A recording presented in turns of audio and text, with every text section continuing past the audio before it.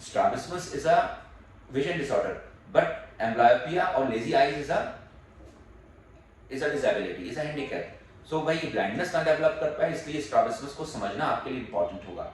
सो मेरे लिए सबसे मेरी मनपसंद एक्सरसाइजेस जो आप कर सकते हैं वो पीपीटी है, और दूसरा रीडिंग है, और तीसरा पजल मेकिंग है। खूब सारी पजल्स करवाइए बच्चों से, और स्पेशली आंखों, जो मजबूत आंख आपको पता है उसके ऊपर रख लीजिए, चाहे वो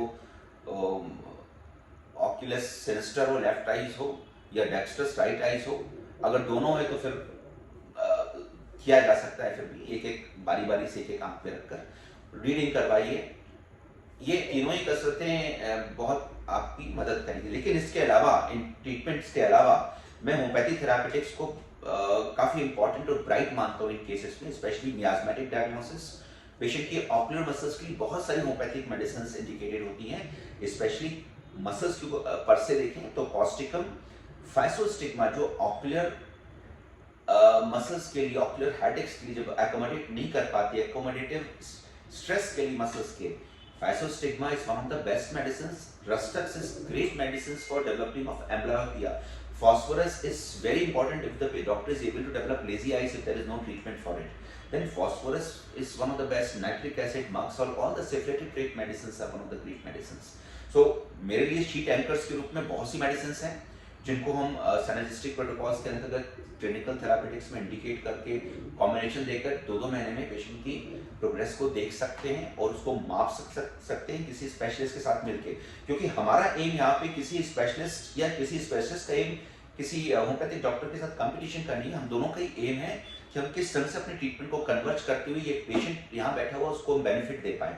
तो अगर ऐसे केस में हम दोनों मिलकर काम करते हैं, या पेशेंट इस बात को समझता है और डॉक्टर से मिलकर काम करता है, तो उसके बच्चे में अवश्य संभावी पॉजिटिव चेंजेस आएंगे और वो बेहतर तरीके से अपना जीवन जी पाएगा।